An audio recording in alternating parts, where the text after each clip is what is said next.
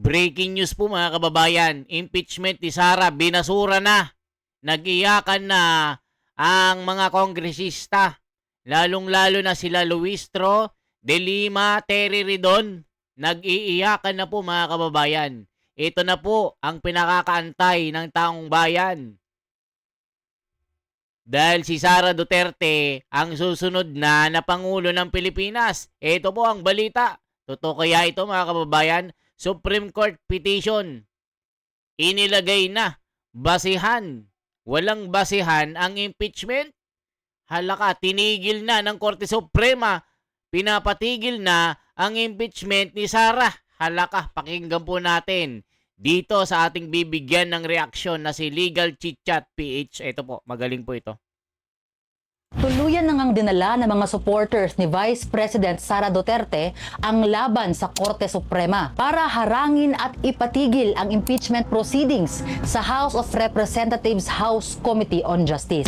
Isang makapal na 180-plus page petition for certiorari and prohibition ang inihain nito lamang March 27 para hingin ang isang matinding temporary restraining order. Pero nang tanungin si VP Sara, ayon sa kanya ay hindi naman daw siya kinonsulta ng mga petitioner sa pagpa-file ng petisyong ito. Kaya naman ang katanungan ko ay ito. Lumagpas nga ba sa constitutional lie ng mga lawmakers sa pagko-conduct ng impeachment proceedings katulad na lamang ng sinasabi ng mga petitioners? O di naman kaya ay naghahanap lamang ng lusot ang kampo ni VP Sara para maiwasan ng investigasyon sa kanyang SALN at confidential funds? Pag-usapan natin. Let's have a brief overview about the petition that was filed. Sino nga ba ang nag-file ng petition before the Supreme Court? Hindi po ito final ng official legal team ng Office of the Vice President. Pinangunahan ito ng Davao-based lawyer na si Attorney Israelito Torion, kasama ang ilang personalities katulad na lamang ni dating Executive Secretary Vic Rodriguez at iba pa. Nilinaw nila na nag-file sila bilang mga concerned citizens and taxpayers at hindi bilang opisyal na defense team ng Vice Presidente. Dumiretso sila sa Korte Suprema para sabihing nag-commit umano ng grave abuse of discretion ang House Committee on Justice sa pagko-conduct ng impeachment proceedings. Ayan mga kababayan. So kaya pala naghain po ng petition ng TRO ang kampo ni Attorney Israelito Torion na Davao-based na abogado. Kaya pala inihain ito dahil ang Kongreso ay nagmalabis sa kanyang kapangyarihan. Nagmalabis, the grave abuse of discretion. Kumbaga mga kababayan, sinamantala nila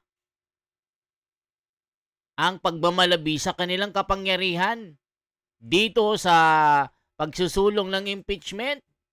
Kaya si Attorney Torion ay naghain ng temporary restraining order. Alaka, kaya nag-iiyakan sila De Lima, sila Trillanes at sila Luistro, Terry Ridon. Mga kababayan, at sila Percy Sendanya na pangiwi sa sinampal ito ni ni Attorney Torion Dahil sa parabang mas magaling pa ang Kongreso sa kataas-taasang hukuman ng Pilipinas. Binasura na nga ang tinatawag na impeachment, galing-galingan pa ang mga kupal. Yan ang sinasabi ng mga solid na nagmamahal kay Tatay Digong at kay Sara Duterte. If you're new to my channel, I'm Attorney Jane and I talk about life, law, and more. Para mas maintindihan natin ang nilalaman ng 180-plus page petition na isinumite sa Korte Suprema, himayin natin ang tatlong pangunahing arguments na inilatag ng mga petitioners. Hindi lang ito basta reklamo. Inaatake nila ang mismong proseso ng Kamara. Ano nga ba ang mga pangunahing argumento nila para umano ay mag-issue ang Korte Suprema ng TRO? The first argument ay ang tinatawag nila nga fishing expedition at ang mini trial umano na ginagawa ng Kamara. The second argument pertains to the double standard at ang umano'y violation of the Equal Protection Clause ng ating saligang batas. And their third argument pertains to the alleged violation of due process. So let's go back to their first argument, yung tinatawag nilang fishing expedition at ang mini trial. Sa ilalim po ng ating saligang batas, may malinaw na division of labor when it comes to impeachment proceedings. Ang House of Representatives o ang Kamara ang nag-iimbestiga para maghanap ng probable cause. At ang Senado naman ang may eksklusibong kapangyarihan para mag-conduct ng impeachment trial.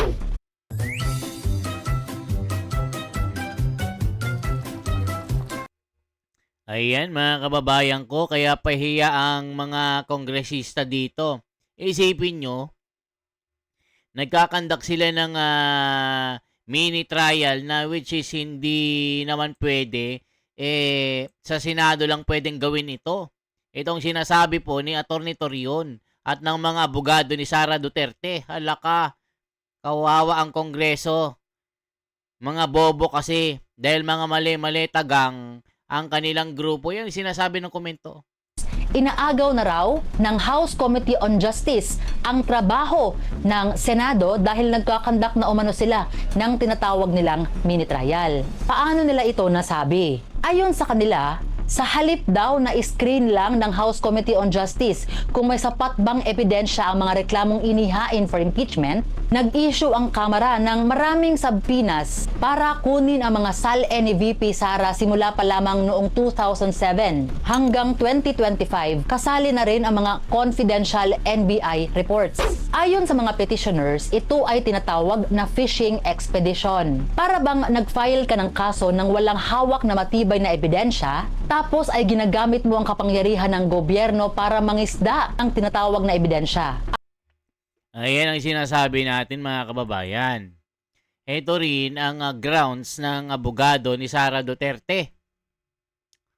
Isipin mo, nagkakandak ka na ng sinasabi mo na sufficient in substance itong sinasabi nila kay Sara Duterte, wala namang sapat na ebidensya, walang mga proof, walang may pakitang mga resibo. Lagi nilang ibinibintang si Sara Duterte naglustay ng kaban ng pera ng bayan, 125 million in 11 days. Niloko niya ang taong bayan dahil kurakot siya. Mga Mary Grace Piatos, kailangan imbestigahan ang confidential fund. Mga bobo ba kayo? Tangalista, bobolista, dilawantista. Mga tanga ba kayo? Mga loyalista kayo? Ba't hindi kayo makaintindi? Hanggang ngayon, bulag-bulagang kayo. Naniniwala pa rin kayo sa 20 pesos sa bigas? Diba? Tas sasabihin nyo mga DDS patay gutom? Kayo mga patay gutom. Kasi hanggang ngayon, nabubudol kayo. Isipin, napakalinaw, bakit ayaw nilang investigahan ng 18 Marines? Diba? Ayaw nilang kalkalin ng mga sinasabi ng 18 Marines yung maleta na diniliver sa mga politiko na kongresista at ang ilan ay senador. Nandiyan ang pangalan ni Erwin Tulfo, nila Tito Soto, nila Loren Legarda at iba pang mga kasama sa Senado. At ang Kongreso naman, napakarami, halos lahat ng congressman ay may maleta na na-receive. O bakit tahimik kayo sa issue na yan? Bakit kay Sara, napaka-bibo nyo? Para kay si Totoy Bibo. Pero pagdating sa sarili nyong bakuran, ayaw nyong investigahan kasi nga, kasapakat kayo dyan. O, kita nyo. Tignan nyo ang grupo ng Kongreso. Halos lahat damay sa korupsyon. Tapos binibira nyo si Sara. Sasabihin nyo, may ebidensya na pero wala naman. Ayan, kaya nag-file ng TRO si Atty. Torion dito. Sabog ang mga pagmumuka ng makukupal na mga congressman na ito. Kita nyo si Luistro, ang yabang-yabang. Akala mo may ebidensya, wala naman pala. Yan ang sinasabi ni Rowena Guanzon. Hala ka. at para gamutin o isalvage ang mahina at defective na reklamo. Ayon sa mga petitioners, ang trabaho lang naman daw ng Kamara ay mag-screen ng reklamo at hindi mag-manufacture ng kaso mula sa wala. Now, going back to the second argument, it pertains to the alleged violation of the Equal Protection Clause at ang sinasabing double standard umano ng Kamara. Ayon sa mga petitioners ay may violation of the Equal Protection Clause dahil umano'y may pinapaboran ang Kamara. Kinumpara ng mga petitioners ang sitwasyon ngayon sa mabilis na pag-dismiss ng kasong impeachment laban kay Ferdinand Marcos Jr. or PBBM. Noong kay PBBM, sobrang strict daw ng komite. Naghahanap sila ng personal knowledge ng mga complainants at solid documentary evidence, kaya naman mabilis nilang ibinasura ang impeachment complaints laban kay PBBM. Pero bakit daw pagdating sa reklamo laban kay VP Sara, biglang mas naging permissive o maluwag ang mga mambabatas? Tinatanggap daw nila ang mga reklamo na nakabase lamang sa suspicions, mga newspaper clippings at mga hearsay, lalo na ang mga statements umano na galing sa alleged bagman ni VP Sara na si Ramil Madriaga. Ano ang naging mensahe ng petisyon sa anggulong ito? The Constitution does not allow one rule for Marcos and another rule for Duterte. Hindi raw pwedeng mag-iba ang kulay ng hustisya, depende sa kung sino ang nakaupo sa hot seat. O, kita nyo mga kababayan, pagdating kay BBM, sarado agad. Walang ebidensya, walang solido. Kasi nga ayaw nyong investigahan yung 18 Marines. Ayaw nyong investigahan yung flood control. Pagka ang direksyon na dun sa Malacanang, ini-stop nyo na. Gaya ni Ping Lacson, hanggang ngayon, walang resulta ang flood control. Tapos ang inaasikaso niya, si Donald Trump. Nangingialam pa si international conflict. Imbes nang ayusin yung Blue Ribbon Committee na naging bulagaan, ayun mga kababayan, naubos ang utak dahil sinupalpal ni Marcoleta. Kaya ngayon mga kababayan, gusto nilang alisin sa isipan ng taong bayan itong issue ng flood control para matabunan ng krisis ng oil, matabunan ng krisis sa mga bilihin, matabunan ng impeachment. Ayaw nilang pag-usapan itong tinatawag na flood control issue at ng mga 18 Marines. Dahil sa mga mali-maleta na mga kinubra ng mga kongresista at ng itong grupo ni Tito Soto. Halaka, grabe na. Now let's go to the third argument, which alleges the ultimate violation of due process. Ang isa sa mga pinakasagradong batas na nakasaad sa ating konstitusyon ay ang right to be informed of the nature and cause of the accusation. Ibig sabihin, bago kalitisin, dapat ay alam mo ng buong buo kung ano ang nirereklamo laban sa iyo para ay makapaghanda ka naman ng depensa. Ayon sa mga petitioners, imposibleng magkaroon ng due process kung ang respondent na si VP Sara ay pinapasagot sa isang partikular na reklamo, tapos ay bigla nilang palalakihin at iibahin ang sakop ng investigasyon gamit ang mga bagong sabpina. Imagine this. Pinapasagot ka tungkol sa pondo mo noong 2023, tapos biglang hahalukayin ang salin mo noong 2007, noong panahon na local executive ka pa lang? Paano ka makapaghahanda ng patas na depensa kung ang nirereklamo sa iyo ay paiba-iba at patuloy na nadadagdagan habang naghihiring? Ayon sa mga petitioners, ito raw ay isang malinaw na grave abuse of discretion. Ano naman ang naging pahayag ni VP Sara patungkol sa petisyon na inihain sa Korte Suprema? Ayon sa kanya ay hindi naman daw siya kinonsulta patungkol dito. Ayon kay VP Sara ay hindi na niya iniisip ang impeachment sa panahon ngayon at nakafocus lang siya sa kanyang trabaho. Iniwan raw niya ang laban sa kanyang mga abogado. Bagamat nagpapasalamat pa rin siya sa mga petitioners para sa kusa nilang pagdepensa sa saligang batas. Nang dahil sa pagpa-file ng petition sa Supreme Court, nagkaroon ng political pushback ang House of Representatives. Ano ang mga naging komento ng ilan sa mga members ng House? Isa sa mga nagkomento ay si Representative Joel Chua na matapang na pinuna ang petisyon. Ayon kay Representative Chua, ang petisyon daw na ito ay patunay lamang na takot daw talagang humarap si VP Sara sa isang full-blown trial. Dahil kung sa simpleng committee hearing lang daw ay takot na itong umattend, lalo na raw sa Senate trial. Nagkomento rin si Representative Terry Ridon sa petition insofar as it was filed as a taxpayer suit. Pinunto ni Representative Ridon na hindi raw pwedeng gamitin ang taxpayer's suit sa isyong ito dahil ginagamit lamang daw ang taxpayer's suit kapag may pinag-uusapang maling paggastos ng public funds. Ang impeachment naman daw ay iba. Ang tanging may legal standing daw para mag-challenge ng proseso ay ang mismong impeachable official na si Vice President Sara Duterte. Nagkomento rin naman si Committee Chair Luis Tro. Nilinaw niya na legal daw ang kanilang mandato. Insofar daw as the conduct of mini trial is concerned, ang ginagawa lamang daw nila ay isang clarificatory hearing na maihahantulad sa preliminary investigation para lamang daw malaman kung may probable cause o may sapat na basehan para iakyat ang kaso sa Senado.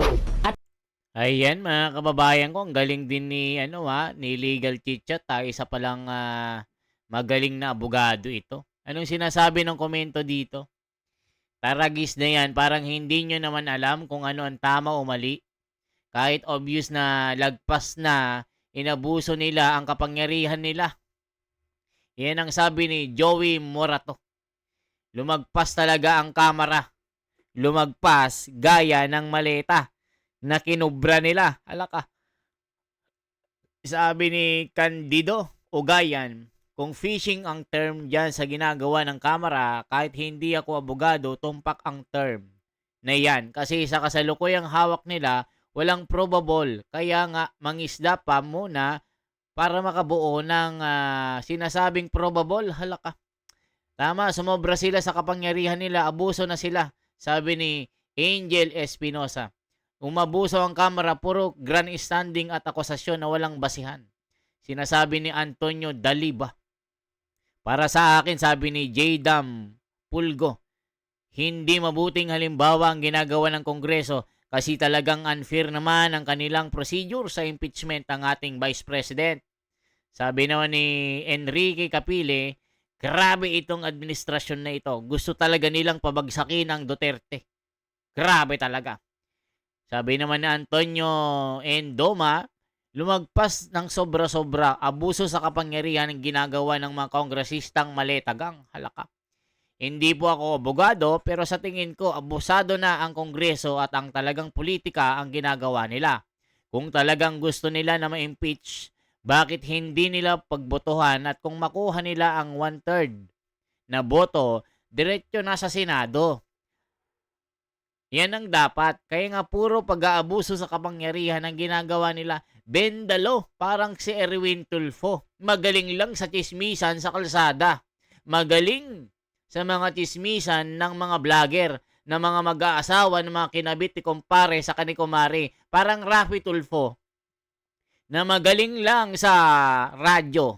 Magaling lang sa TV pag nagbablog. Sa Rafi Tulfo in action. Pero sa katotohanan, sa mga komplikadong problema, gaya ng national problem na kinakaharap ng bansa, ng flood control at ng mga mali-malitang pera, ay mga tahimik ito. Tahimik pa sa langgam na lasenggo, mga kababayan ko. Tahimik pa sa lasing na langgam na nagmaoy. Ganyan ang mga Tulfo. Magagaling lang pag sa public service sa kanilang radio station, sa kanilang TV station na kumikita ng milyon-milyon dahil sa views. Pero sa national problem, wala. Tapos may balak pang tumakbo na pagkapangulo. Yawa, sabi ng mga supporter ni Tatay Digong. Kaya mga kababayan, ano masasabi nyo dito? O, ituloy pa natin ito. At syempre, nandyan ang numbers game. Confident naman daw ang Kamara na hawak nila ang magic number na 1/3 of all the votes of the House of Representatives para daw tuluyan ng maitransmit ang articles of impeachment sa Senado. So ano na nga ba ang current status ng usaping ito? As of today ay nasa gitna tayo ng isang historic constitutional standoff. Nakadepende na ang lahat sa magiging galaw ng Korte Suprema sa mga susunod na araw. Kapag nag-issue ng TRO ang Korte Suprema, titigil ang impeachment proceedings sa Kamara. Isang malaking panalo ito para sa political optics ni VP Sara. at maghihintay ang bansa sa final desisyon ng Supreme Court. Kapag naman na-deny ang TRO ay walang preno ang magiging impeachment proceeding sa Kamara. Maaaring matuloy ang pagsabpina sa mga bank accounts at sa SALN. At maaaring mas maging handa sila para i-hit ang threshold upang maiakyat na nga ang articles of impeachment sa Senado. Mga kaibigan, this is a perfect example ng tinatawag nating checks and balances ng ating gobyerno. Ginagamit ng Kongreso ang exclusive power nilang mag-impeach, habang hinihinga naman ng tulong ang Korte Suprema para siguraduhin hindi maabuso ang prosesong ito. Ngayon naman ay gusto kong marinig ang komento ninyo. Lumagpas ba talaga ang Kamara sa kanilang constitutional boundaries? O tama ba sila na tactical lang ito ng defense team ni VP Sara para umiwas sa accountability? Let me know your thoughts. So I guess that's it for now. Till next time. Ayan mga kababayan, i-subscribe nga natin itong si Legal Chit Chat mga kababayan. Sa mga subscriber natin dyan kasi syempre mga abogado ito. Dito tayo kumukuha ng mga reaction video. Kaya deserve po nila na i-subscribe. Kaya humihiling ako sa mga sumusuporta po sa ating The Wonders Philippines na i-subscribe po natin itong si Legal Chit Chat PH. Magaling po kasi. Magaling magpaliwanag, klarong-klaro ang mga pangungusap at detalyado talaga at madaling intindihin mga kababayan ko. Kaya ang hinihiling ko, tulungan po natin na lumaki yung kanyang subscriber. At salamat po sa lahat ng mga kababayan natin na patuloy na sumusuporta sa mga ginagawa nating mga content na makakapagbigay ng mga magagandang impormasyon. Lalong-lalo na po sa nangyayari sa ating bansa. At lalong-lalo na dito sa ginagawa nilang kalokohan na impeachment laban kay Sara Duterte. Kaya mga kababayan, salamat po na marami. Isang like naman dyan at isang subscribe. Salamat po, mabuhay.